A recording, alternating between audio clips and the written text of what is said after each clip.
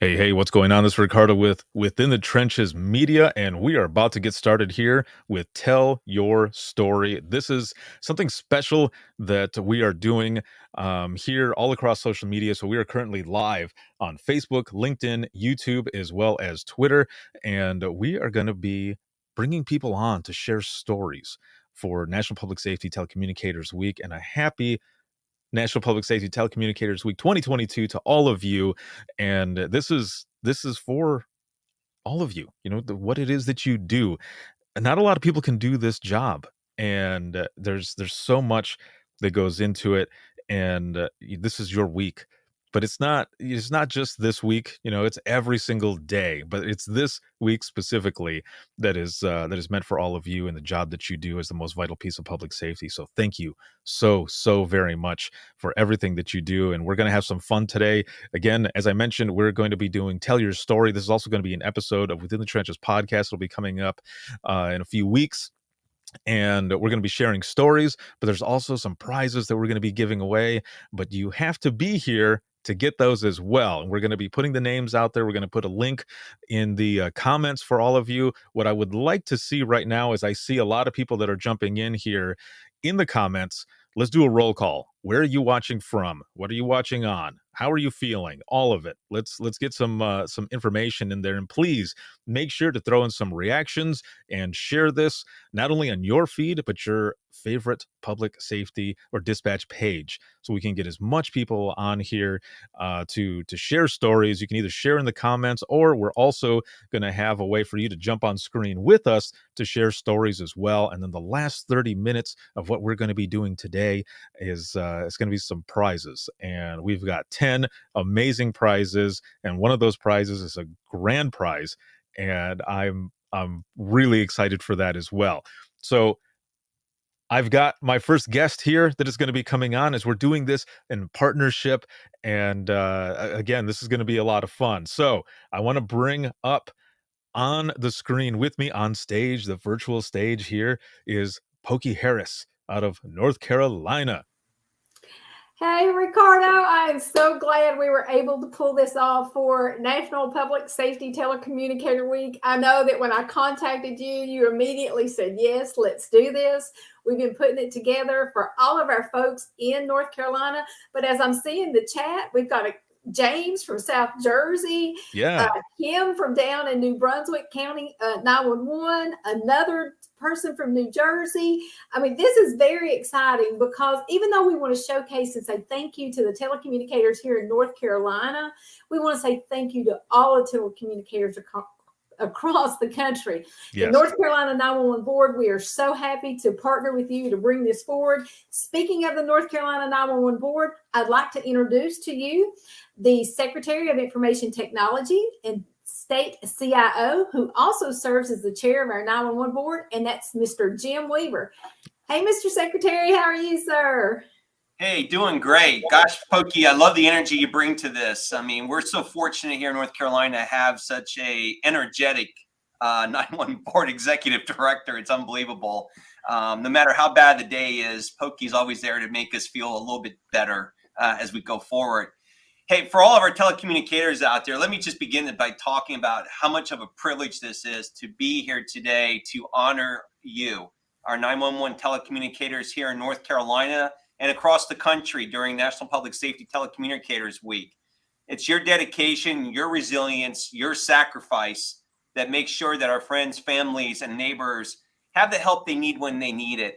And you know, when you think about it, at the end of the day, as you reflect on, and again, I've never served in your role or capacity, but you know, you are the folks really on the front lines. I think I heard the terminology, the heroes of the headset, right? Or under the headset. That call comes in. You're getting a call from somebody in your jurisdiction that's in dire need of help. And they call 911, and they never once think about the fact of who's on the other side taking that call, whether or not that call is going to be answered, because they know it's going to be answered. They know they're going to be talking to a quality, professional, dedicated individual. And in many cases, you are that calming difference maker until necessary help arrives. You are there helping them, guiding them, assuring them, making sure that you're doing all you can. And when the call's over with, you turn around and take the next call, and you go through it again and again and again. And I just cannot express my sincere gratitude for all that you do, because you never get that downtime. You never get to take that break. And I can only imagine some of the things that you get involved with or hear about as you're going through the course of a 911 call. Now, I'm hoping to also hear some really good stories too. I'm sure you get some very interesting calls on 911 that are not necessarily life or death. But I don't want to sit there and focus on the lighter moments, but I do want to sit there and recognize the fact of all the great work you do and how important your work is to life and safety, not only here in North Carolina, but across the country. I probably would go remiss without saying that, as I understand it, and I won't tell you how old I was, but the first 911 call occurred in 1968. So yes, I was in existence, but I did not make the 911 call, just for the record.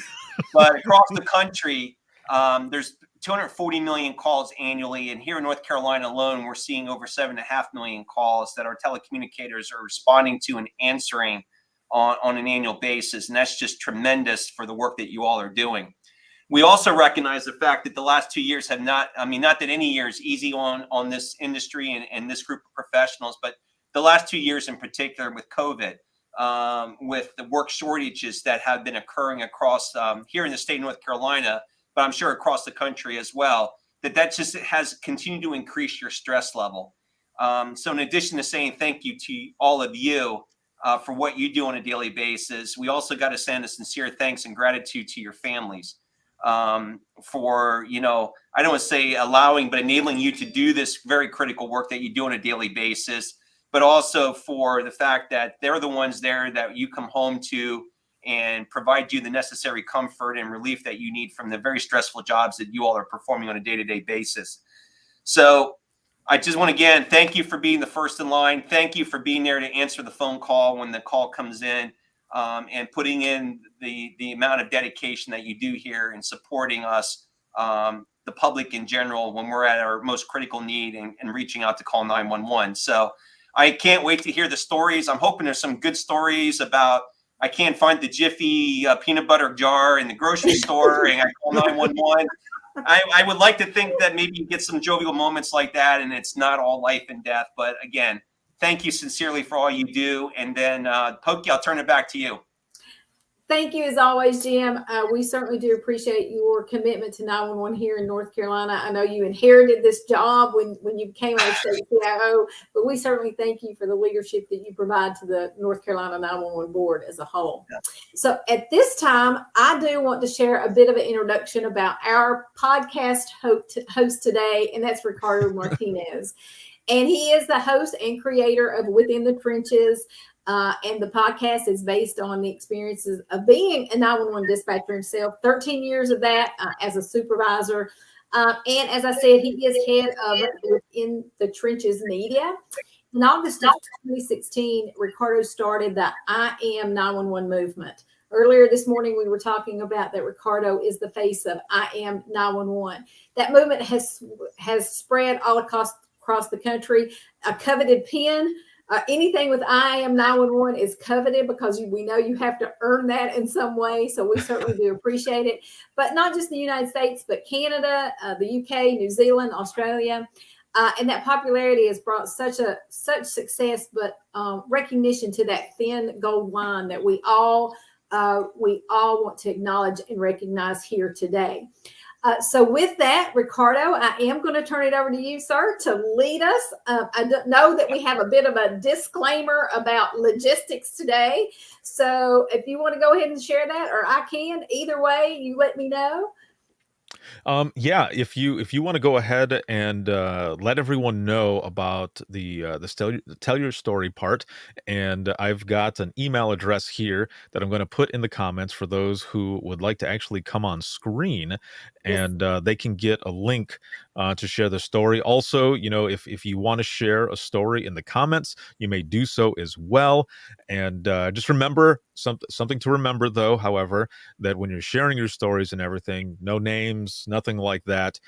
This is just this is the story from your perspective, how it was for you at the time. And actually, for Mr. Weaver here. I'm gonna go ahead and drop his screen.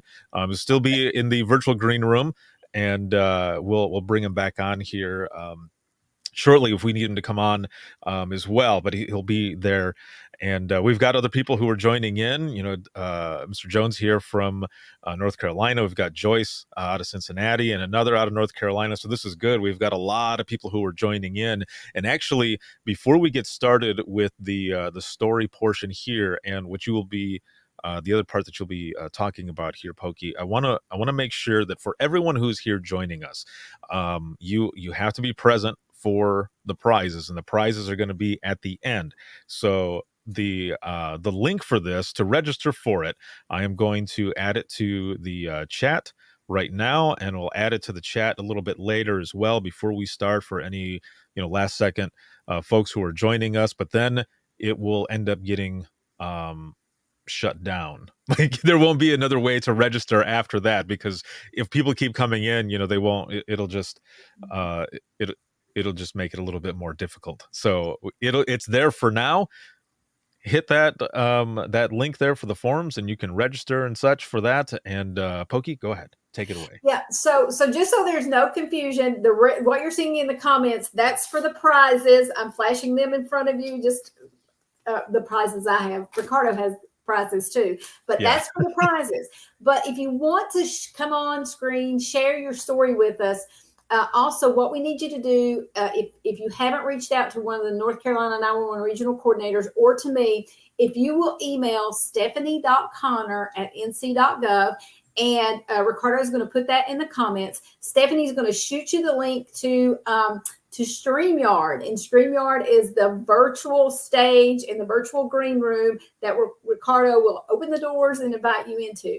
So we do hope that we have so many folks that want to share your story verbally, in person, virtually in person with us today.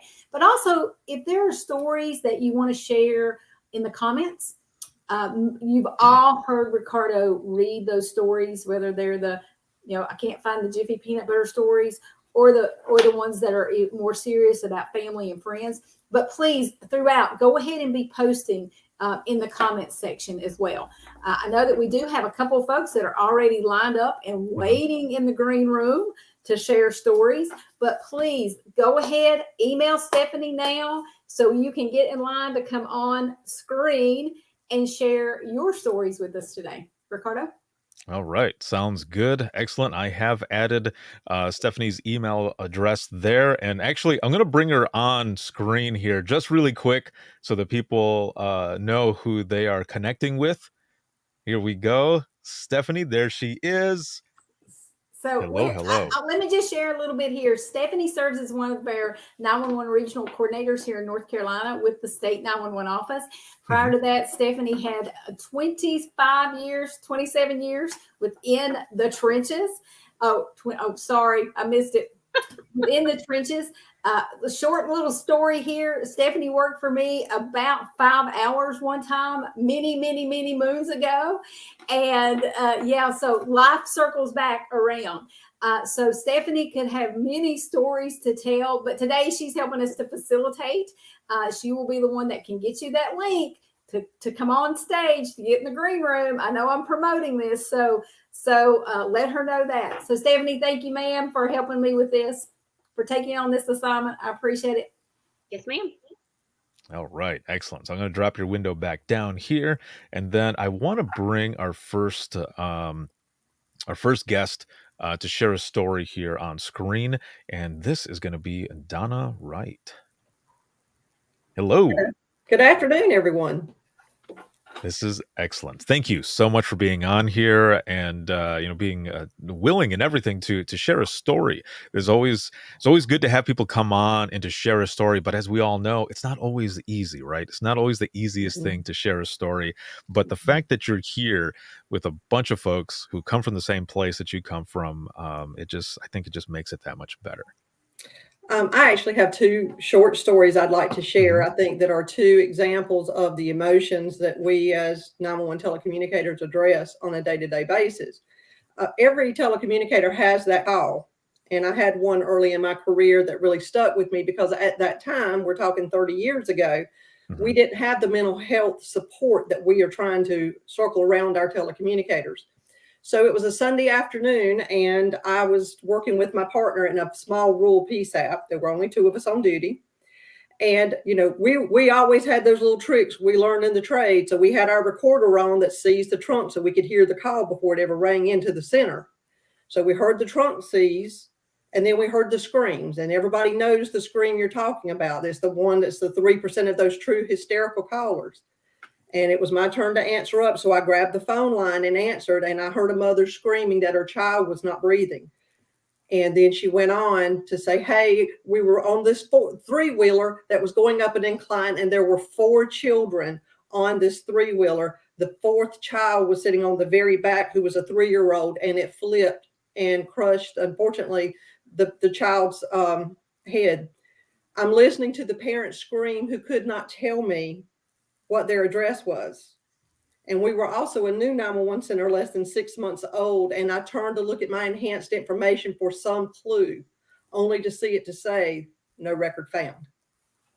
And as soon as we see that, the only thing anybody could offer me after talking to 4 adults was one word: Entwistle.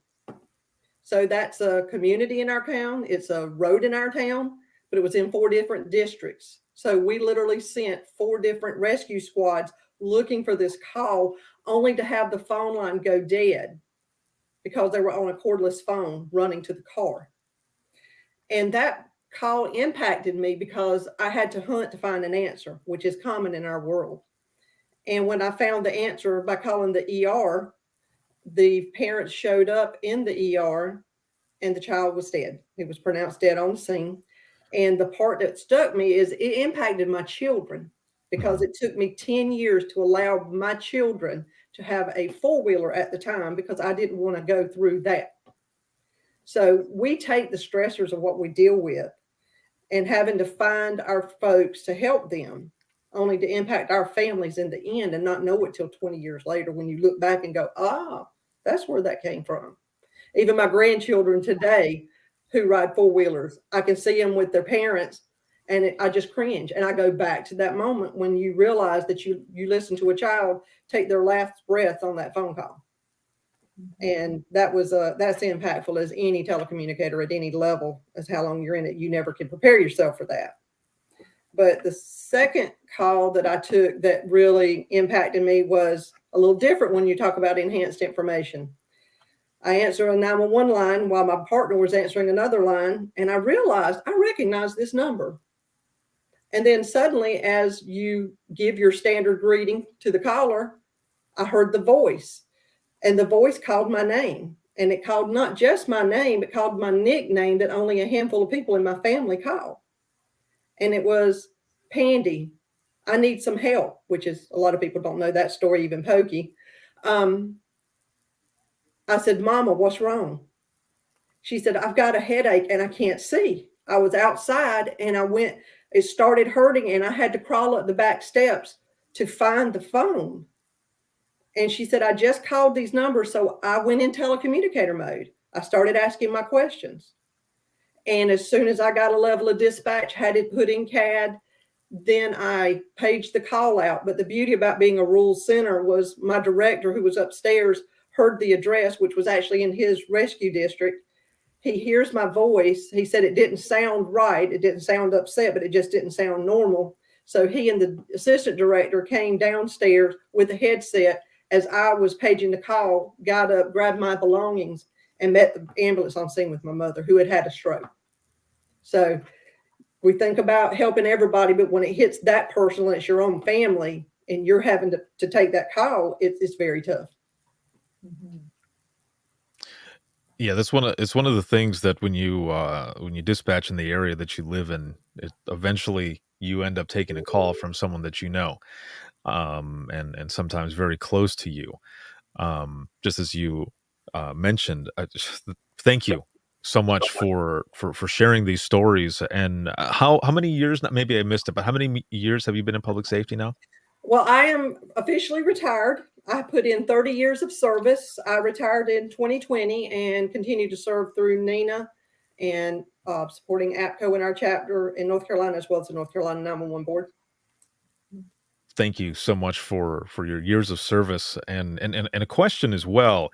How important is it not only to share your stories, but also this week that we're celebrating for the Thin Gold Line? It is absolutely important because these are the true unsung heroes who are never seen, never heard, and never really appreciated. And oftentimes, when they are heard, it's when somebody wants to complain about the bad, not looking at the millions of good we do. And I appreciate each and every one of you across the country, the folks in my home state, and I appreciate the people that are telecommunicators who want to grow to that next step to lead, because that takes a lot for all of us to step up and say, what can I do to grow? What can I do to grow my industry? And it takes a lot. It does. Excellent. Thank you, Donna, once again for coming on for this episode of not only Within the Trenches podcast, but this partnership between the North Carolina 911 Board and us to tell your story, to come on and to celebrate National Public Safety Telecommunicators Week. So thank you so much for everything. Thank you. So I'm going to bring on our next storyteller here. I'm going to drop Donna from the stage, and the next person that I'm going to bring on is going to be Christine Moore. Hey, Ricardo. Hi, Pokey. Good to see you guys. Christine. Good to see you again. 2 days in a row. I know. What an honor. Oh, this is good. I don't think we've spoken in a little while. It's been a hot minute, Ricardo. Yes, it has. Too long. It's good to have you on here. Good to see you. Good to hear your voice and everything. And I'm looking forward to hearing your story. Please. I think the biggest thing that I want to share is not necessarily my own personal story, but the stories of those that serve alongside of me day in and day out at Guilford Metro 911 in Greensboro. We had the pleasure of holding our annual banquet yesterday to celebrate our telecommunicators. First time since 2019. So we were very thankful that it was able to be held this year. And, we celebrate a lot of different things throughout our banquet and throughout the week. That our telecommunicators do, but we particularly focus on the life-saving awards. We partnered with EMS many years ago for our folks to have a part in the credit for lives saved when we have initiated CPR instructions to the callers. And thankfully this year, we had 25 recipients of the Life Save Award that had 33 life saves between them. We had 7 with 2 life saves each, and it was very exciting. You tell a little bit about their story, and then just see the impact that it makes and it has on them. That's amazing, right? Because a lot of times we don't ever know that impact. A lot of times people say, you're never going to know the impact that you had, and sometimes, and I'm sure we've all gone through this. Sometimes you're sitting there and you're going from call to call to call to call, and you're thinking, am I making a difference? Like, am I really doing something? And then, when it comes full circle and you end up getting that recognition, or you end up hearing, that, this happened, because of you, this person is now able to continue on with their life. And just that is just so powerful. And that's when we finally learn and feel that impact, right? Yeah, you're right. I mean, one of the stories that we told yesterday was a person that called in for their 40-year-old mother was their child. I mean, we gave successful instructions to a child who had a hand in saving their mother's life, and that's beyond impactful. I know next year we'll be celebrating a life save where we talked to coach through performing CPR on a 13-year-old who survived, and being able to recognize these stories and have people come in that are the ones that were saved to thank that telecommunicator is always special. Yeah, Ricardo, I had the fortune of attending their presentation yesterday to their telecommunicators and hearing what was being read about all of these saves. And the general public has no clue. They have no clue what these folks do day in and day out, and the lives that they do save. I was very impressed. One of the congresswomen that was there she spoke and she said that I want to sit down and talk with some of you about what it felt like after it was over. How did you feel? Because at the moment you're doing your job, but when you have time to sit down and you reflect, I want to know how it felt to know you saved a life. And I thought, wow, well, that was so personal. And she was very, very sincere in that. Also, when I was with Christine and Melanie yesterday, just that morning, they had received a card in the mail, a handwritten card from someone that had made, I think it was even signed anonymous, wasn't it, Christine? Yeah, yes. But thanking the telecommunicator that made a difference in their life that day. Wow. So that was impressive. But yeah, to see all of these saves that they had, how many, Christine, folks were recognized? 25 with 33 saves among them, which was phenomenal. Yeah, just for the year. Yeah, just for the year. So that was very, very impressive. And those folks get up every morning, get in their vehicle, drive to work. They don't know what their day is going to bring. They don't, but that's why they are truly first responders. They are truly lifesavers. And I'll have a chance to talk about that just a little bit later too, Ricardo, what we're hoping to do here in North Carolina about recognizing our telecommunicators. I won't go there now, but Christine. Perfect. Yes, Christine, thank you. Thank you for having me. Christine, I do have one quick question here before I drop your window down here, because I want to do this comparison here with a comment that I see here in the comments. How important is it for you to do this type of awards, ceremony type where we're recognizing folks? Because here on the screen we've got someone saying, "Awesome that you recognize your people," which is great. And so I just a question to you, how important is this? What does it mean to you to be able to do this and just have these folks be recognized, one, but also to really realize that impact that they're having on the world, those that they come in contact with? Yeah, so I think Pokey and Donna kind of hit the nail on the head when it comes to the profession that we chose to go into, right? We're kind of the unsung heroes, the ones that are our names aren't known, our faces are rarely seen. So given the opportunity to have our citizens, the field responders that we serve, our elected officials come in and celebrate, and actually getting to put faces with names and faces with stories, it's a big deal for us. We're fortunate that we have an internal program where we recognize the performance of our telecommunicators almost daily, right? Whether it's a peer kudos or a supervisor kudos or something like that. So we're recognizing them throughout the year, but this just brings a little bit more formality to it and really puts them in the spotlight, so to speak, even more, and recognizing the work that they do, because it is usually a very thankless job, as we know, but one that it means so much to each and every one of us to do it and to serve. Awesome. Excellent. Thank you so much again for coming on and sharing all this information and just, recognizing your folks for the amazing people that they are. Of course. Thank you again for having me. I appreciate it. Thank you, Christine. So I am going to go ahead and drop your window down here, Christine, and then we're going to pull up our next person here. And what's funny is that in Pokey, you can't see this, but I see everybody down in the bottom and everyone's kind of looking up like, who's he going to pick next? So as I see the person who just kind of put their glasses up a little bit, and the next person that we have coming on is going to be Melanie Neal. Good afternoon, everybody. Hello.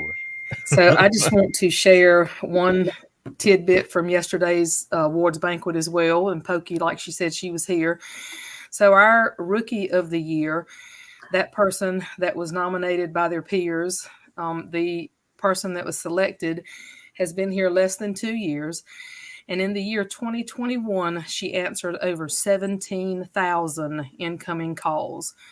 One person answered over 17,000 incoming calls.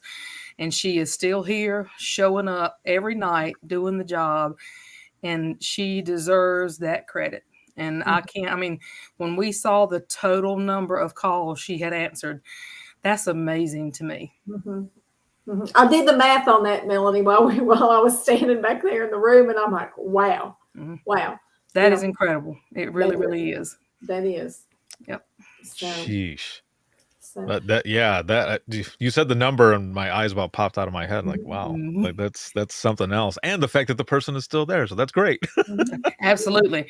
That's even more important currently with us. So yeah. Ricardo, we're very fortunate. Of course, Donna Wright, who was on early and shared her stories, now retired. Donna does serve on the 911 board as Nina's representative, and Melanie serves on the 911 board as the APCO representative. But we also, Melanie, if I could call on you just a minute to share, because I know the platform for your campaign for second VP for Nina sheds a lot of light on telecommunicators. So maybe you could take just a couple minutes and share with us. Yeah, so several of the things that have been talked about in the national NENA elections are next generation technology, staffing, reclassification of telecommunicators. And I have said, from the get-go that we know the technologies are changing. We know what's coming down the pike, and that's great. But we have got to focus on staffing. You have to have people in the seats to train them on the new technologies. And I feel like reclassification and the training and staffing go hand in hand, because people can then know when they're hired as a telecommunicator, they are a member of public safety. They are protected service personnel. And we cannot give up that fight. We have got to continue it. And Congresswoman Manning, who was here yesterday for our awards banquet, we met with her back in D.C. in March when we were there for the 911 Goes to Washington event. And she is very intrigued and wants to be a part of that reclassification effort. And we've got to have everybody. I see so many states in these comments showing up, and I hope everybody is meeting with your representatives to say, support this. It is bipartisan. I know those of us that are in the industry think it's a no-brainer, but I mean, it truly is. I mean, we are the first responder, and we deserve recognition for that. Mm-hmm. We do. We truly do. So Melanie, thank you for taking that campaign to the streets, if you will. And I know here in North Carolina, we're going to have more conversation about that with our legislators, with our leadership. So thank you for that. Yes. Thank you so much. Melanie, do you not have a story you want to pull out of your back pocket and share with us today? Well, now I shared a funny story with Ricardo months ago, but one of my favorite stories from years ago, when we had a guy that called in on 911, and the girl that fielded his call asked what his emergency was, and he said, "I'm out of beer." She said, "I'm sorry, sir. Did you say you're out of beer?" He said, "I did." And she said, "And what is it you want me to do about it?" He said, "Can't you send some deputies down here?" Well, I sure can, but they're not going to bring you beer. Well, no, I want you to send some deputies down here. So she did, and he didn't get any beer. Yes, called 911 because he was out of beer. Yeah, well, that's not too far fetched from I can't find the Jiffy peanut butter on the shelf. So yes, correct. Yes. Oh, that is funny. So, Melanie, somebody just said, "Hey, you promised you wouldn't tell anyone." There it is. So. Oh, Gary, that's our Gary. Yes, it is. No, I love that dude. That dude is awesome. Mm-hmm. Yes, this is funny. So, hey, Gary, we can send you the StreamYard link. Why don't you jump in and share something with us? Yeah, you can definitely jump on as well, Gary. That'll be good too. Before I bring your window down, Melanie, one of the things I want to ask really quick is, and I think I asked you this during when we did that the episode and stuff, but if you could go back in time to talk to yourself, what is some advice that you would give yourself? Like for me, it would be, get into learning more about meditation and yoga a lot sooner so that you're stretching and not in so much pain sitting there for hours on end while you're working. But also the breathing techniques help to keep you calm during an emergency phone call, which also keeps those who are calling in. So that's some of the stuff that I would tell myself. Yeah, I think one of the more important things that I had said earlier, and I still stick by it, I wish I had done my entire 30 years in 911. My first 10 and a half years were as a deputy sheriff. And once I made the transition to 911, I mean, it's such a gratifying feeling knowing that every day you work, you have helped someone. And, deputy sheriffs don't always get that, but the 911 center, you always help somebody. And it is a gratifying feeling. Mm-hmm. Perfect. Yeah, Melanie, it's one of those things that, I think even on the administrative side, and as we're looking at what we're doing here in North Carolina, when you lay your head down at night on the pillow, you don't know who, you just know there was someone that you made a difference. Absolutely. And that fills your heart. It fills your heart. Yep. So, yes. Awesome. Hey, Ricardo, somebody said, Joyce Durant said, journal your journey. That could be a bestseller for someone. That's certainly going to be a bestseller for someone. Yeah, for sure. Yeah. All right. So let's see. We've got one that's coming in here, and Melanie, I'm going to go ahead and drop your window down here. Thank you again so very much for being on. As we're moving along here, so we've got one here in the comments, and it says, so I love the elderly. Had a sweet woman call, said she was stuck in her carpet. I'm sorry. She was stuck in her carpet. She's trying to reach a neighbor or friend, and a lot of questions later found out she was in her car, under her open car port, and the car door locked. But it's a newer car, so it didn't have the little knobby to pull up. She thought she was stuck, told her to trust me, ma'am, just pull on the handle. Freedom. She made my day with her sweetness. Oh, that is good. Yes. See, those are the good ones as well, because there are times that we get phone calls like this, right? And we have to also think outside of the box, but also keep the caller calm and everything. And like with this one specifically, Carrie, thank you so much for sharing this story. You've got people that do end up making your day with a call like this, because nobody knows. You could have had 3 CPR calls in a row, or just high priority calls that were hard ones, and then you get this one, and it comes in, and it just it just kind of brings it in, and you can breathe. Yes, yeah, it always seems to happen like that, almost like the dispatch gods are saying, all right, you're gonna take some crap calls here, but I promise you there's gonna be one that's gonna kind of change it around for you, so hang in there. Yes. It always seems to happen. Let's see.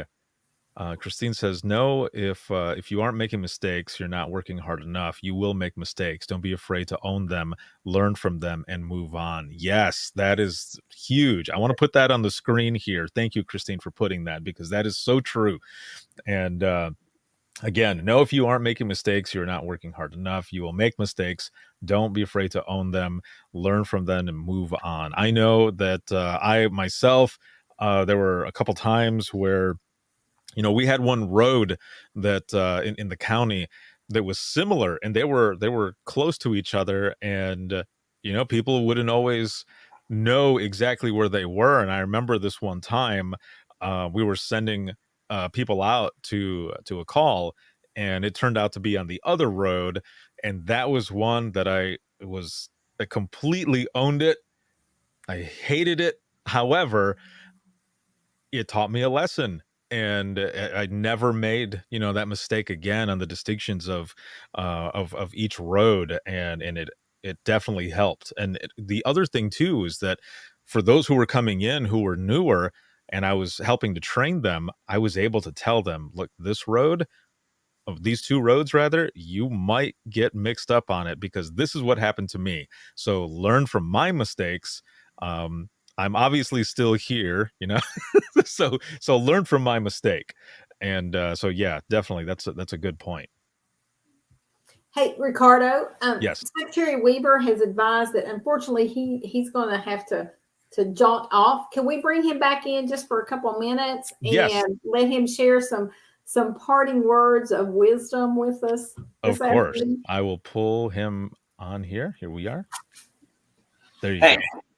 thanks, Pokey. And sorry I have to do that, but other things are calling to my attention as well. So again, just want to say thank you. I enjoyed the beer story. I was going to comment. I thought that was my vice chair, Mr. Ship, at first, but maybe not. He needed delivery at the beach, but that's okay. But no, in all sincerity, thank you. Thank you for sharing some of those stories. I really love the story of the carport. And I'm sure there's others like that as well.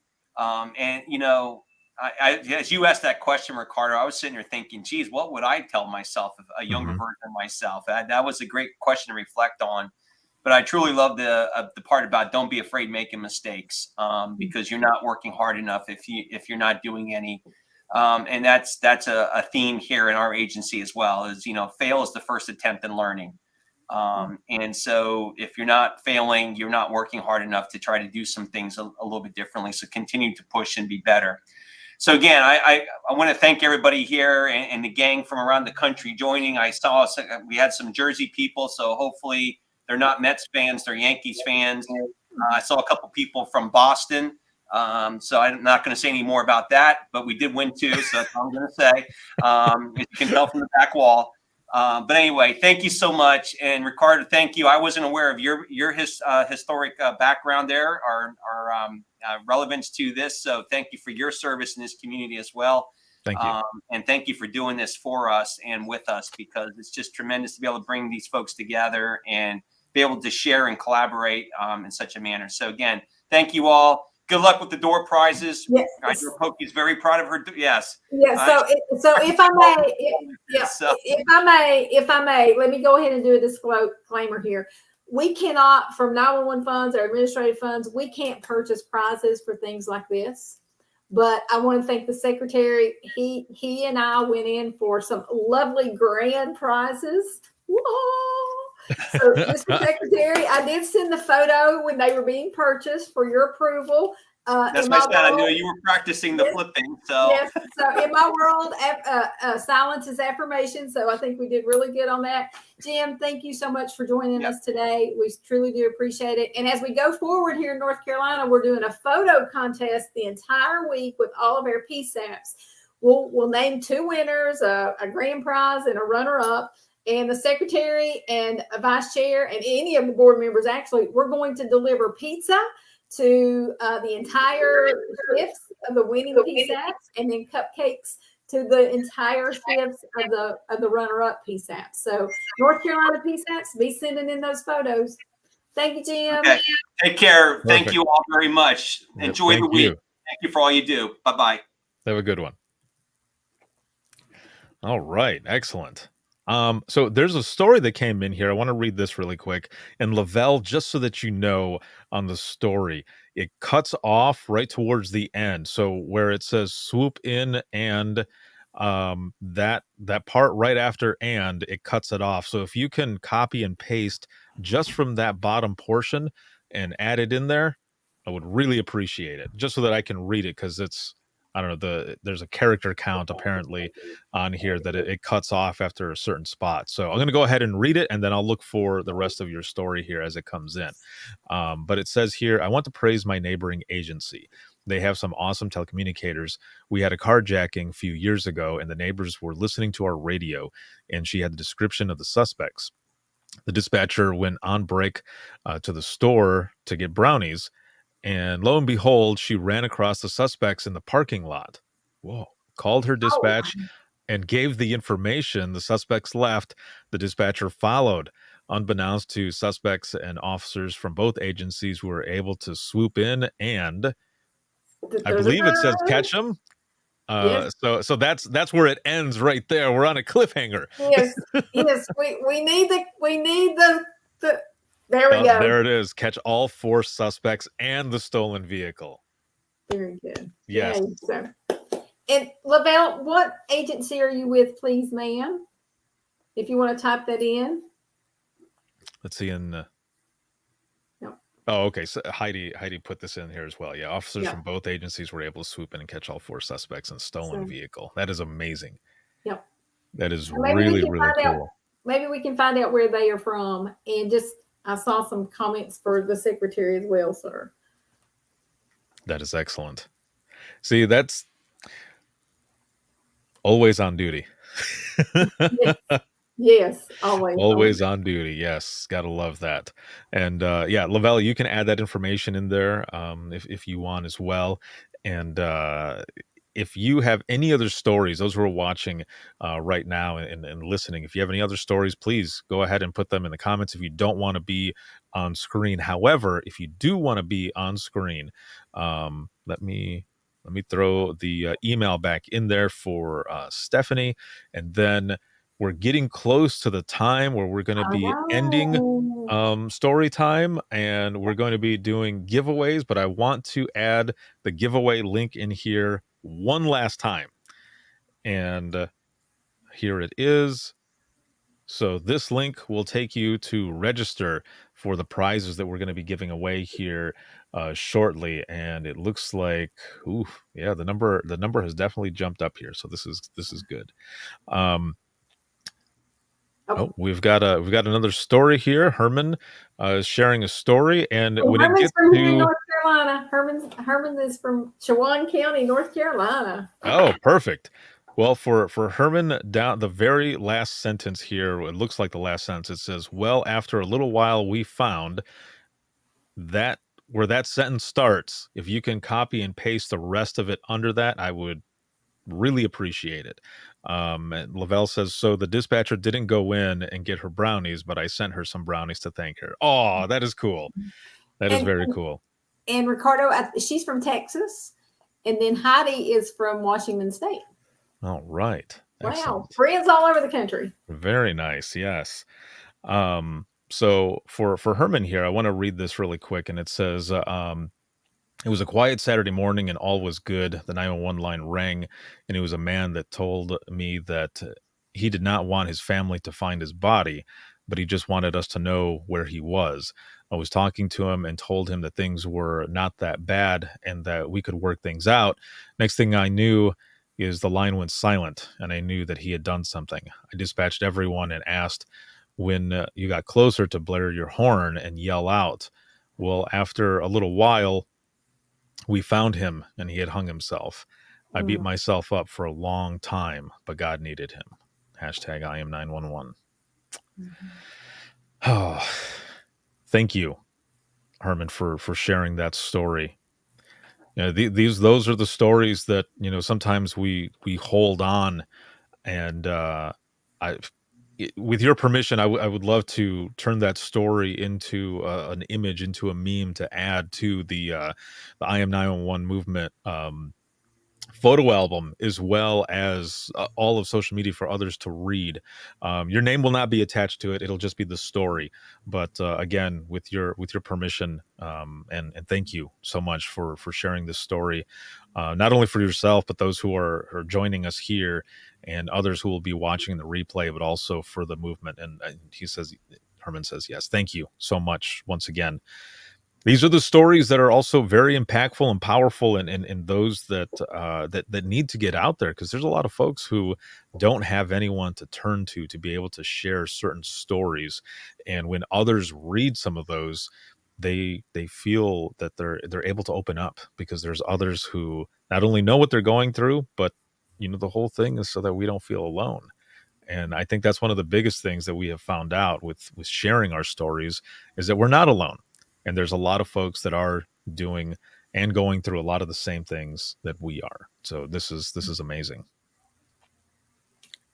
Yeah, Ricardo, it looks like Mark Kenton. We have a story there to share. Let's see. Mark says, a lady calls and advises she's being abused by her husband. She wasn't able to speak clearly, and during questioning, it was learned she was a quadriplegic. And Continue. She had been being abused for many years and didn't know what to do. We connected, and I was able to connect her with someone to help her. She was removed from harm and was so happy. Thank you for sharing that. This is amazing. And again, please, any other stories that you want to share, please add them in there. And and we will get them out. Lavelle says, my neighbors are at League City Police in Texas, and Megan was the great Eagle Eye dispatcher. Very well done to Megan for everything there, and for the job that all of you do. Thank you. Samantha here says, biggest piece of advice I would give my younger self is know why and who you are doing this job for. Wow. That's impactful. Yes. Wow. I want to throw that up on there as well. And again, biggest piece of advice I would give my younger self is know why and who you are doing this job for. That is really good. And Christine, yes, I will bring you back up here on screen. And then I do believe that Stephanie's going to share a story with us too after that, Ricardo. All right. Sounds good. Hey, Ricardo, thanks for having me back. Yes. So I was kind of thinking about Herman's story, and one of the recent stories that we have for one of our telecommunicators that was included in our live saves is one of our telecommunicators fielded a call from a male subject who stated he was suicidal and had a noose around his neck. She kept talking to him, keeping him on the phone, eventually talked him out of hurting himself. Once he got to the hospital, his first question to the field responders were, can I talk to the telecommunicator? And so they were able to facilitate him calling in, talking to the telecommunicator, and him thanking her for saving his life. That's spectacular to me. Yes, very, very much so. And so stuff like that gives me goosebumps. You gotta love that, because that doesn't always happen, right? That type of stuff doesn't always happen, but to be able to have someone to call in and want to speak to that person, that is definitely impactful, very powerful. What other career does that happen in? Not many. Nope. Yeah. Yep. Yeah, not many at all. And I want to put this on screen here. Lori says, that is amazing. What a great save. That is good. Thank you so much for sharing that save. And if any of you who are in the virtual green room have another story you want to share, please either throw that in the comments or in the private chat. Either one works, and we'll bring you back up here for it. Thank you, Christine, once again. Thank you, Ricardo. Yeah. Or Ricardo, if we've got someone listening, maybe they dialed in late, and you want to come on screen, just email stephanie.connor@nc.gov, and she'll send you the StreamYard link to join on stage. Before I bring Stephanie on here, I have to. Please, Pokey, don't hate me for this. But what have you been calling this platform?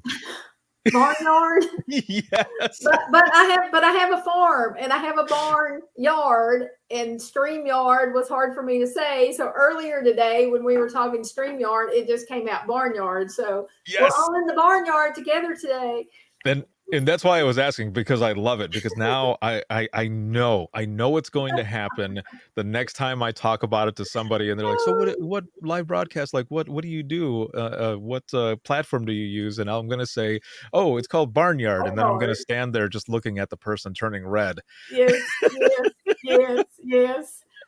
That is excellent. Let's see. Lori here says, knowing a lot of these folks in here and the job we do, Barnyard works for us. That is awesome. It does. Yeah, that is excellent. And Melanie, I got your message here, and yes, please do so. Thank you so much for joining us and everything, and we'll be talking to you soon. So I'm going to Lori here says, chicken, cow, horse, telecommunicator. Oh, that is hilarious. So I'm going to bring Stephanie back on screen here. All right, there we go. Welcome back. Hello again, everyone. I just waved. I didn't turn my audio on earlier, but I have a story to share that I really hope happens to everyone at some point in their career. And you'll understand what I mean in just a moment. But just a few years ago, I was at the bank, and there was a lot of stuff going on. I was really busy, and I had been on the board staff for about a year.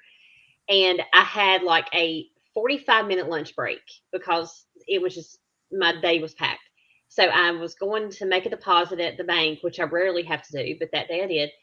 And I was just going to stop at the ATM so I could just swing through and go on. Well, of course, the ATM was not receiving deposits. And I was like, okay, fine. I'll just go through the drive-through.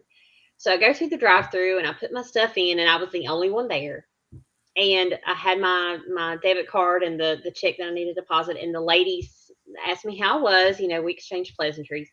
And then she said, I saw her look at my card and look at me and look at my card and look at me. And I thought, oh gosh, what's wrong? I only have 45 minutes. I got to get back home. And she said, Stephanie Connor. And I said, yes, ma'am. And she said, oh my gosh. She said, I just knew one day that I would get to meet you. She said, you don't know how much you helped me and how much I appreciate all that you did for me. And I was like, deer in the headlight look, because I was like, oh my gosh, this woman knows me. I have no idea who she is. I'm probably supposed to know who she is, but I don't. And so I just said, well, thank you. I'm very glad that I was able to help you. And I said, did I help you with the 911 call? And she said, yes, you did. And I'll never forget it. And she said, you changed the course of my life. You changed the relationship with me and my father, and you didn't even know it. And so then I'm really scrambling because I was like, oh my gosh, I don't know what call this is. I'm trying to pick out something that she's given me that's maybe familiar so I can carry on the conversation. And so then she said, and maybe she saw the look on my face, I don't know, but she said, you probably don't remember me, but a long time ago, my father, I called 911 for my father because he was struck by a vehicle. He was crossing the street in Elkin. And I was like, okay, I know what this call is now. And so at the time, she and her father did not have a very good relationship. And she had taken him to a doctor's appointment, and he was trying to cross the street, and a drunk driver turned out and struck him.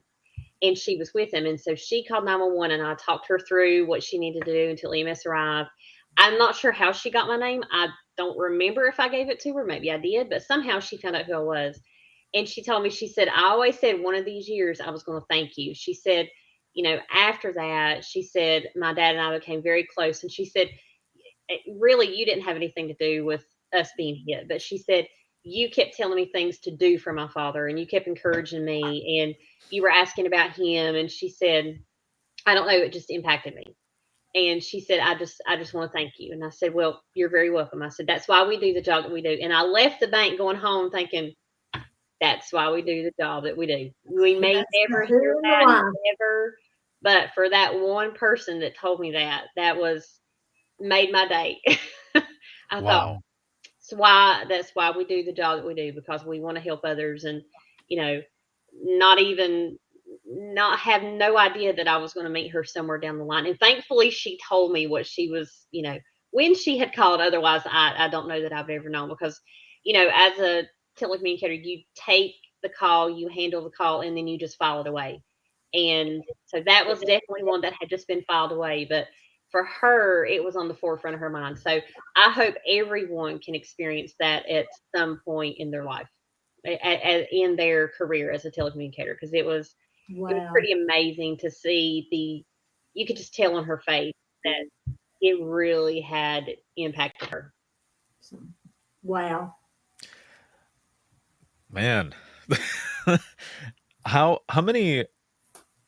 much time had passed from that call to when this happened? It had probably been 8 years. Wow. It was 10 years, because that was very early in my career. And when she said the town that it happened in, I was like, oh, I remember that, because I was telling her, I said, please tell me, what did the gentleman look like who was driving, because he didn't stop immediately. I think it was a little ways up the road before he stopped. And what kind of car was he in? Could you tell the tag? And she was not only taking care of her father, but telling me how, given the description of the guy, so we could tell law enforcement to be looking for him. And it was just pretty, it was pretty amazing it was pretty amazing to have that happen all those years later, and to realize what an impact our job has made. We get thank yous on the call every now and again. I did have a gentleman call in one time and thank me for doing CPR with him because he didn't know how to do it. Mm-hmm. And I said, that's what we're here for. No problem. That's what we're here to do. But it's stories like that, or or incidents like that happen that really just bring it around, that, you have to have a servant's heart to do this job. And we don't always, and we don't look for those things. We don't No. look for those to happen. No. But when they do, it's really gratifying. Wow. That is amazing. That is an excellent story. Thank you for coming on and sharing that. Yeah. That's I've heard a few, but not like that. So thank you so much. And I did put it on the screen here, but I just want to mention it again because I might have done the same thing. But Lavelle says I would have ugly cried at the bank. Yes. Yes. I did tear up a little bit going home the more I thought about it, but I think I was just so shocked that happened, because I totally was. And everything was meant to be, because again, I was trying to use the ATM. The ATM wouldn't accept deposits, so I had to go through the drive-through. There was nobody else in the drive-through. It was only me. Mhm. So I think it was divine intervention. It was meant to happen. And so I just took a second to try to figure out, but oh gosh, what call did I take? That was what was really bothering, because I was like, oh my gosh, I've got to think of what call this was, because I would have felt so bad if she had known exactly who I was, and I would have had no recollection of the call she was talking about. So thankfully, I was able to pull that back from my memory bank. That's Wow. awesome. Well, thank you. Stephanie. Yeah, thank you for Stephanie, I sharing thought that you were and the going job to you share do. the other story, but I'm glad you shared this one. Thank you. Oh, I've got a ton. We did surveillance early in my career at Gay Likes Pokey. We had a fellow that was flashing. He had a trench coat on and he would flash as people came down the street. And every time the police officer would turn the corner, of course, he ducks in the bushes. So my partner and I devised a plan, because we weren't busy at the time. So she left with her radio, and as soon as he flashed her, she's in my car. So she stopped with the lights shining on him and caught on the radio, and the police officers came up the side street and grabbed him. So we played covert ops there. Yes, you did. Yes, you did. Thanks, Stephanie. Yes, thank you. And I did get your message here, and I'm going to be bringing her up here next. Yeah. So our next storyteller here. Sorry, go ahead. No, and I'm proud to say this is another of our 911 regional coordinators here in North Carolina with a long history of being a telecommunicator. Awesome. Our next speaker here is going to be Angie. Hello. Hey, Angie. Oh, can you hear us? Angie, can you hear us? We can hear you. I'm not sure if you can you hear me? Yes, ma'am. Yes. We can. Okay, sure. So years ago, I can hear you. I think if you turn your speakers down just a little bit, because there's a little bit of an echo, but otherwise we can hear you. So you can go ahead and share. Okay, is that better? Yes. Okay. Go ahead. Okay, so years ago, I took a 911 call from a man that he had actually been in a domestic situation, and he had shot his girlfriend. And while I was talking with him, he told me what he had done, and so I got him to put the gun down, and then I started having him give her aid and try to help her and bring her back to life. Unfortunately, she ended up dying on the scene. But later, I was subpoenaed to go to court, and over this, while they were prosecuting the man. And after I testified about the case and everything, the family all came around me in the middle of the courtroom as I was leaving, and they all came around me and they just said, "Thank you." And said, "We appreciate all your efforts and everything that you did to try to bring her back." And it was obvious that she probably could not come back, but you did stay on the phone and you tried to help her when there was nobody else. And it was a very awkward moment for me because I'm used to being on the other side of the headset and not seeing people in person and having that thank you. And it was, but I'll never forget those folks and those kind words. And I was just doing my job, so I appreciated all of that. Yeah, it's something, right? When you have that happen, and I know what you mean by it, feeling kind of awkward because it's not something that you expect, right? And it's also we're not always looking for a thank you or anything, but when it does Mhm. happen, and like that, especially it hits you. It hits different. It might be awkward, in the beginning, but then afterwards you get that kind of that like I did that. Like I was there, to assist, and people recognize it. I am doing something. So that's always good. I am 911. Exactly. Yeah. Thank you, Thank Angie. you, Angie, for sharing. Yes, thank you so much for sharing. So we've got some other comments in here that has been coming in, and I want to read. Um, Herman saying, we are the angels of the airway, and Gary saying, knowing I am making a difference is in someone's life, no matter how minor or major the call is. Grayson, hello, by the way, says the typical helping others is so cliche, but it really is true. Nobody in this industry does it for the money. It is truly a rewarding profession, just knowing that you can be there for someone on the best and more often worst days of their life. Hey, Yep. Ricardo, let me do a shout out to Grayson being with us today. Of course, Mhm. Grayson does serve as our chair, our president of North Carolina APCO. Grayson, thank you so much for being here today, sir. Let's see. Looks like there's a story that is coming in here as well. All right, and I'm going to read that here in just one moment.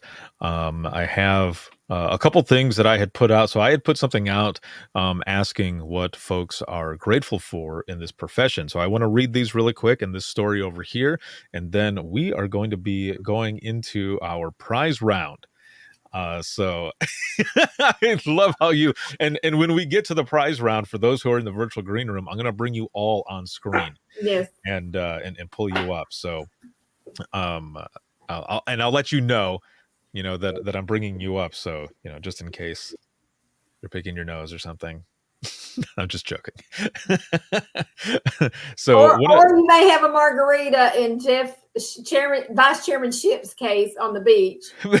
right, he's not in the virtual green room anymore, but that was pretty funny to see him pop up and be sitting on the beach there. That was pretty cool.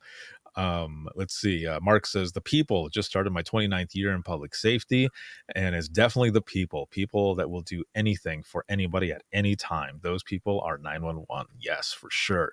Lori here says, I'm so grateful for the sense of family in this profession.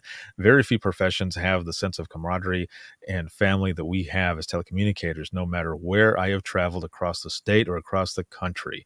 Hashtag we are family. Yes. Love that. Joyce says, I am grateful that this profession allowed me to get a professional job that didn't require a degree. It's allowed me to provide for my kids, to send them to school if they choose that path, a pension when I retire, and surrounded me with a large group of people that genuinely care. Hell yes. That's what I'm talking about. That is excellent. I'm going to read this story over here that had come in, but once we get through that story, I want to ask you the same question, Pokey. Like, what are you grateful for in this profession? But let me read this story here really quick. So this one was sent in by email, and it says, we have had a 911 call open line.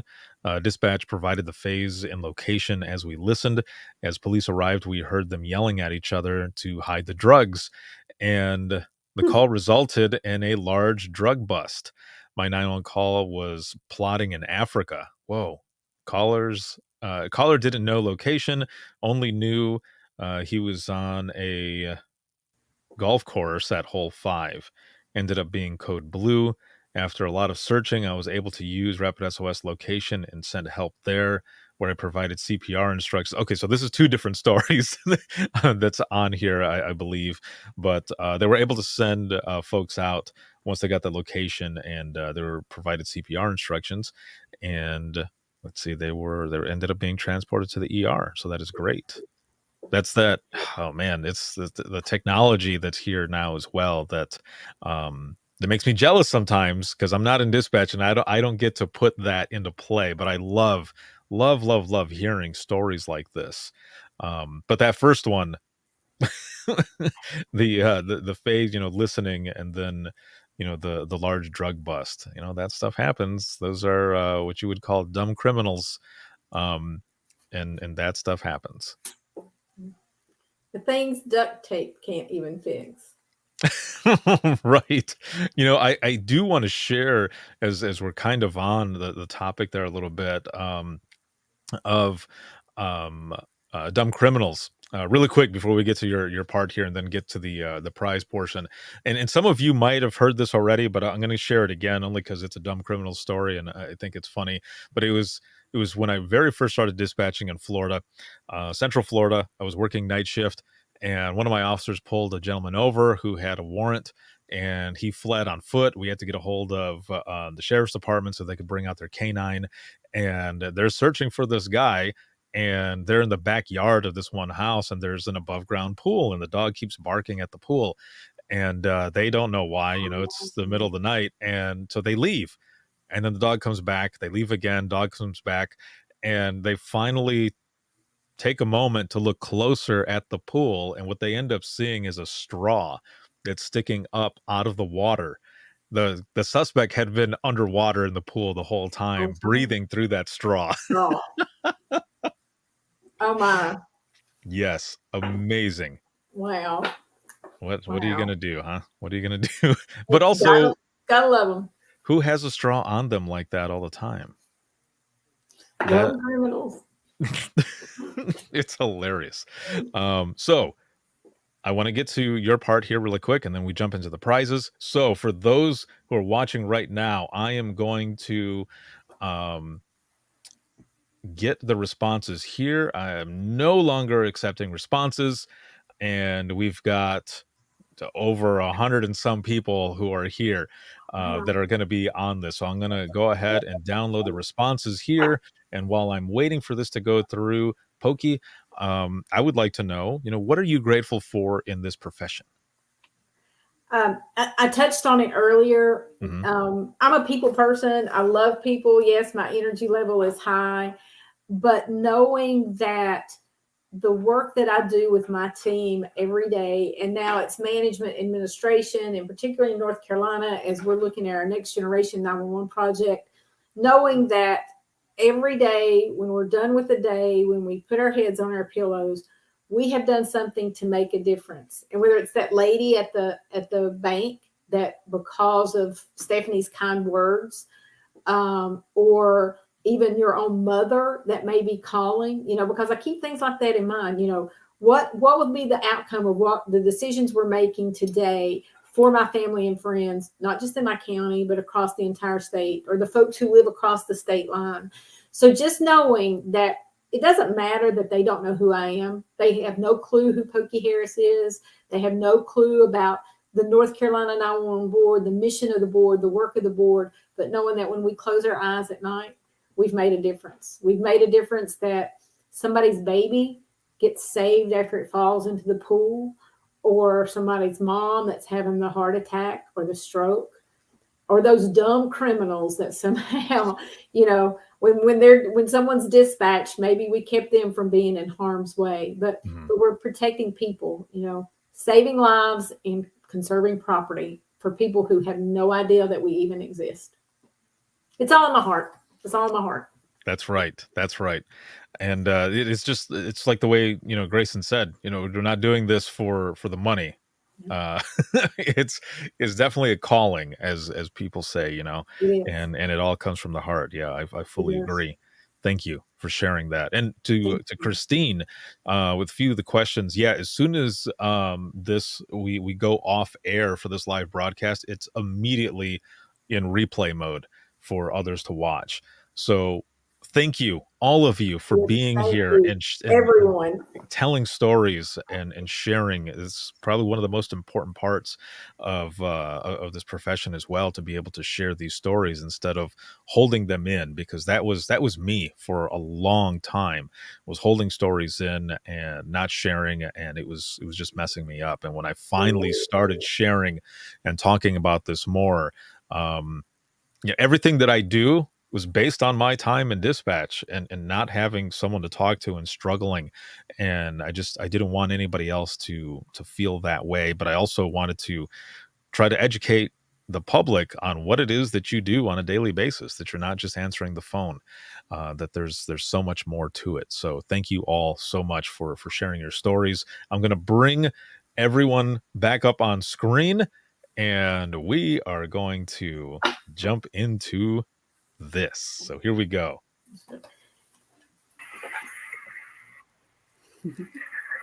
All right. This is going to be fun. So I have taken all of the names and I have added them into a wheel of names, as it's called. There's a bunch of different ones. This is one that I saw that the folks that actually run this platform, Barnyard, see, Barnyard. StreamYard. StreamYard.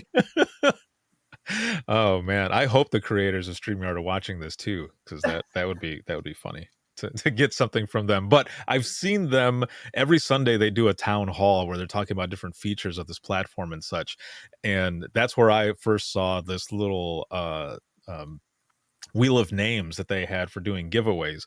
And Gary down here, thanks, dude. He says, "Moo." So I'm gonna put this on the screen here, and Pokey, I want you to assist me with this here on what we're going to be giving away first. Let's start out with the I Am 911 prize. How's that? All right, excellent. So there are 5 prizes that I am doing, and then 5 from the North Carolina 911 board. So this first one, and you'll have to remind me, this was it was separate, right? It wasn't as a whole thing. It was either the coin or the pin. So we're Yes. gonna go with the pin first. Yes. And I've got it here, and this will be the first giveaway. So here we go. I'm going to go ahead and hit this. And remember, you've got to be present. So if you see your name pop up, make sure to throw in the comments that you won, yay, or something like that, so that we can get your information and get these prizes out to you. And Lori here is saying, no whammies, no whammies. Yes, exactly. I got to love that. All right, here we go. Woo! A little psychedelic there. All right. Yay! Excellent, Kelly. So, are you in the comments? Are you here? Want to make sure. I love the NC sweet accents. Let's see. So, oh, come on, Kelly. Is she here, Christine? I'm trying to text her. Does that count? that's fine. That'll count. That'll count today. Yes, sure. Yeah. I said you had to be present to win, but really, as long as we can get a hold of you, it's fine. Yeah. I just want to make sure. Gary says I'm identifying as Kelly today. That's funny. Okay, so we have a winner for that. Joyce says, "Where do I find your sweet new patches?" Ah. I'll mention that here in just a moment. So, yes. All right. So here we go. We've got that first one there. So Christine, you can keep plugging away on our winner there from that first one, and then Pokey, what's the next one? This will be for the pick of a gift card, a $25 gift card for either AMC, Longhorn Steakhouse, Buffalo Wild Wings, Bass Pro, or Lowe's? All right. Yes. Excellent. Here we go. Try not to stare at the wheel so I don't get nauseous. I know. A little psychedelic there. Yeah. Takesha McFall. But we don't have an agency. Takesha, are you with us? Now, the name and all the information there actually should be in the spreadsheet that I have. Okay. So all I did was get the names and throw them in there versus everything else. So Okay. this will be our winner for one of the gift cards there. Yep. So since she's not here, we'll let what's remaining, we will send to her. That will make it fair for those who are present. How's that? And I would just like to say my maiden name was McFall, and the only other McFalls I know are my family. So I'm excited to see another McFall out there. Oh, I thought you were going to try to take the gift card. No. I'm just saying that my maiden name was McFall, so I'm just excited to see another McFall. Oh, that's funny. Okay. All right. We'll be back to you, Ricardo. All right. Sounds good. So let's do. All right. So the next one is actually going to be a Daughters of Dispatch hat. These have not been added to the store yet. They will be added in a few days, but whoever wins this one will end up being able to choose between either gray or black on the Daughters of Dispatch. They have the sweet patches that Joyce was talking about. And currently, the patches that I have are only for the hats. Once I get through the first round of hats, then I'll start selling the patches individually. But as of right now, they are just like this. So here we go. Let's see who wins the hat.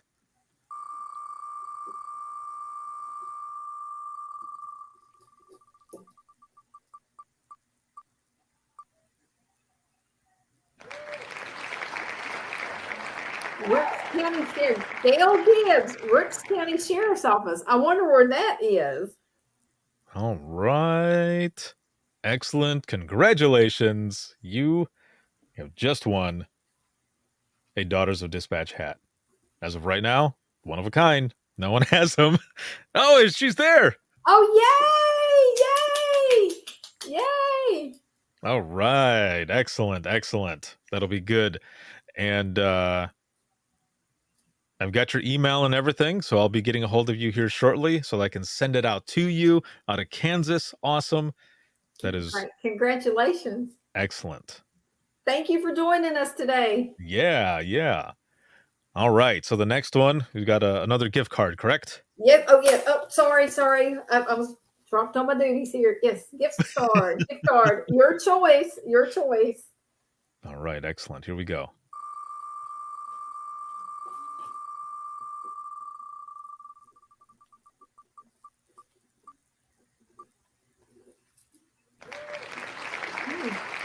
Jamie. All right.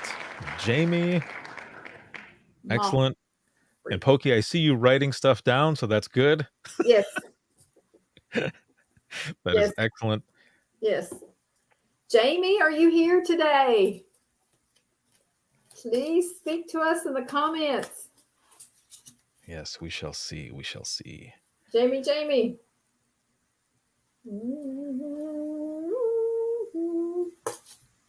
All right. Okay. So got that one there. So the next one. Back to you. And I'm just going to go ahead and show this again. But this time it's going to be a Sons of Dispatch hat. And that'll be either black or gray. Now, for whoever wins this one, I do have to let you know the patches are on order. And, excuse me, they'll be here in a few weeks.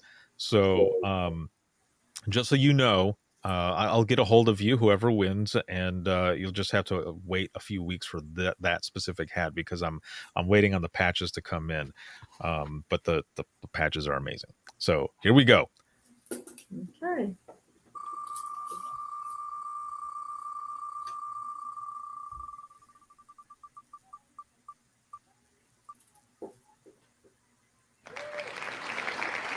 All Jimmy right. Hodges. Oh, that's a North Carolina person. Yay.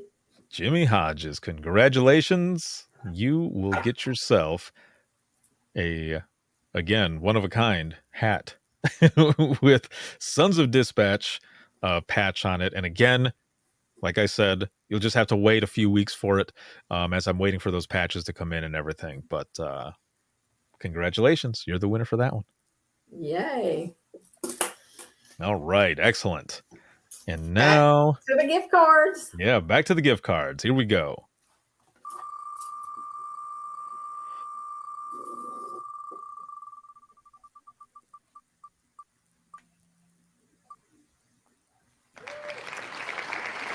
All right. Oh, yay. Vicky has won a gift card, and I believe she was in here earlier. I think she was. Yeah, I thought I saw her in there. Vicky, are you still here? Either way, Vicky, congratulations. Good stuff. Okay. All right. We may have to pick and mail. All right. So the next one is on me. And this one here will be for a challenge coin. An official I Am 911 challenge coin. So here we go.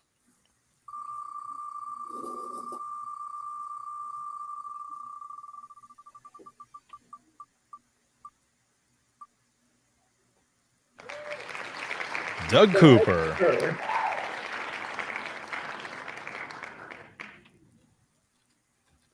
Doug Cooper is our winner of the coin. And I've never actually done this before with the coins. They've always been exclusive to Imagine Listening sessions. But for this week, because it's National Public Safety Telecommunicators Week, I wanted to throw that coin in there because this week is all about you guys. So thank you again for everything that you do as the most vital piece of public safety. And congratulations, Doug. We will we'll get a hold of you. And then we've got one last gift card, correct? No, two gift two. cards. And then that takes us to the grand prize. That's right. So we'll do those two gift cards, Mhm. and then we'll do the last one and we'll wrap up here. This has been excellent. This has been a lot of fun. Here we go.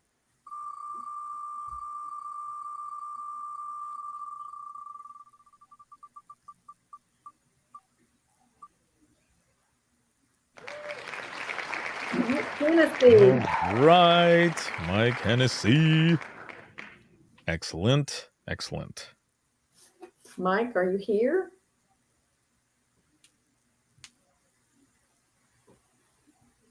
We'll see.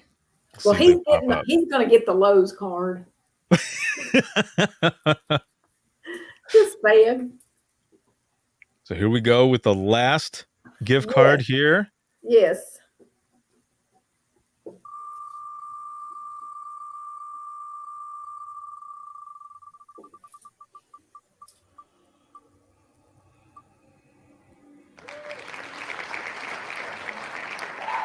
Is that Pooja? Melanie? Looks like it. Let me see here. I want to see.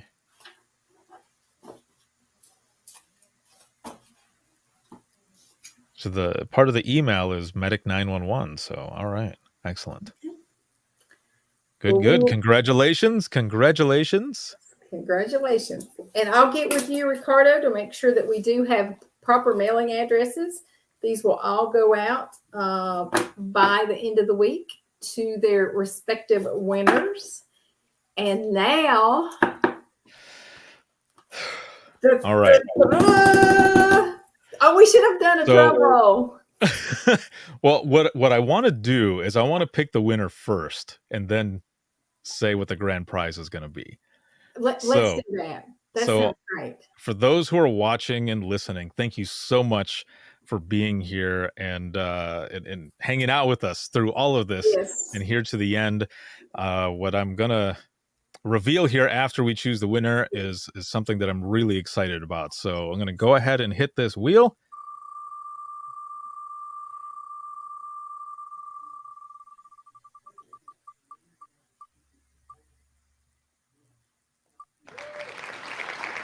All right, Roman, yay! Rutherford County, North Carolina. All right. Excellent. So, But let's see, Roman, are you here? Hopefully he is. Okay.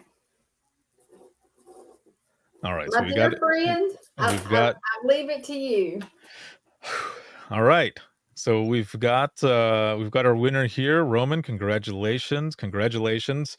And now to see what it is, Roman, that you have won. So I'm going to go ahead and remove this. Yeah. And I'm going to add another picture here on screen.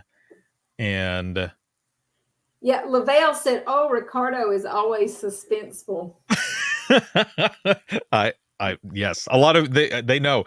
Yeah, people know what it is and how I like to tease. It all worked out perfectly for today. Yes. So this is something that that I'm really excited to reveal.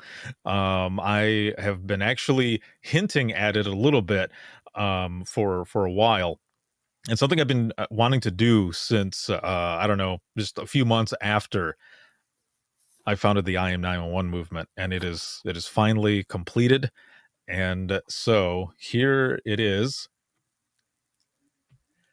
So this is the book cover of the Imagine Listening book that is going to be coming out. There's over 100 pages worth of I Am 911 stories that were submitted to the movement. And this is just the first book of probably several that can be created with all of these stories that you all have shared. There's a lot that has come from this movement. The media changed on a lot of stories that they were sharing, and folks out in the field, those in the general public, learning more and more about what it is that you do. And I have to give a shout out to my brother, Fernando. I had showed him a few of the pictures that I have taken from Imagine Listening sessions and showed him some of the writing that people did that scribbled. And he said that would make a great book cover. And this is what it is. So this is the cover of the book. So for Roman, you are going to get the first published version of this book, and it'll be signed and everything. There are a lot of stories that are shared here, and I will give a shout out to my very good friend, Mr. Gary Hill here, who actually wrote the foreword. I sent him a message and asked him to write the foreword, and after a few different versions, we finally got it nailed. Thank you, man, for everything.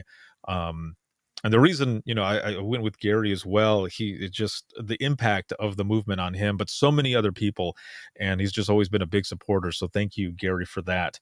But this is it. This is the big reveal. This is the grand prize. So the Imagine Listening book is done, and it'll be working on getting it published. So Roman, congratulations, and thank you all for the job that you do and for sharing all of your stories.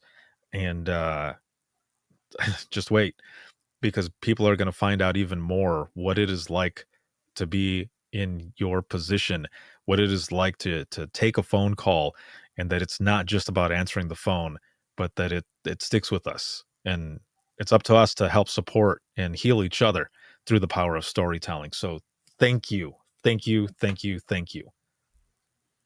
So, Ricardo, to say thank you, first of all, I want to thank you for taking my crazy idea of doing this live podcast from North Carolina and making it real. We have had a fabulous time today recognizing our first responders, our heroes under the headsets, our calm in the storm, all of these folks, our lifesavers. thank you for taking the time out. This has been several weeks in the planning. When we talked about the book, we didn't know if the timing would work out to make the announcement today. So Yeah. anyone who knows me knows I love things like this. So we were able to pull it off. I can't wait to get the second copy. Yeah. Yes. Yeah. But yes. But thank you everyone who registered today. Thank you for those who shared your stories. Thank you for all of those who are listening. And this may be what carries you through that next rough shift, that next rough day. Thank you, because I know you were sharing your stories in your heart. Even though we couldn't hear them today, I know you were thinking about all of the things that have happened either as a rookie the last 2 years or a seasoned veteran the last 32 years. Thank you all for that. Ricardo, my friend, thank you for making this happen. This has been absolutely wonderful, us coming together in the barnyard. Yeah. Maybe we can make this an annual event. We'll talk and chat about that. To all the prize winners, but to everyone here who does this job, from my heart, I say thank you. And especially to thank you, our visitors from other states, but to all of the 2,800 telecommunicators here in North Carolina, I say thank you for the job that you do every single day. Thank you. Sir, I'll let you close us out. All right. Awesome. So again, thank you all for joining us. This has been an amazing event, and for staying with us throughout the whole time. If you have any comments, questions, or you ever want to be a guest on the show, or you want to share any stories, please send them out to wttpodcast@gmail.com, and then you can follow the podcast on Twitter. That is @91podcast. You can like us on Facebook, and that's facebook.com/Within the Trenches podcast. You can listen 24/7 on Apple Podcasts, iHeartRadio, Spotify, your favorite podcasting app, and withinthetrenches.net. And this broadcast, once we go off air, is immediately on replay. So any of the stories, you can go back and listen, or if you want to share it to those who didn't get a chance to join in or anything, please make sure and do so. And you can see it on Facebook, LinkedIn Live, YouTube, as well as Twitter. So thank you, Pokey, for the opportunity to be able to do this with all of you. And I've always loved doing things like this, but especially with North Carolina. I remember when I was there at the conference for, I was the keynote there and did the podcast and did Imagine Listening there. And it felt like family right away. So thank you all very much. I appreciate it. And as family, as my brother, be watching the mailbox for that Bojangles gift card. You've been talking your trip to Bojangles, you'll have that gift card in your pocket. So when you're passing through, you can pull off at a Bojangles. Awesome. That'll be good.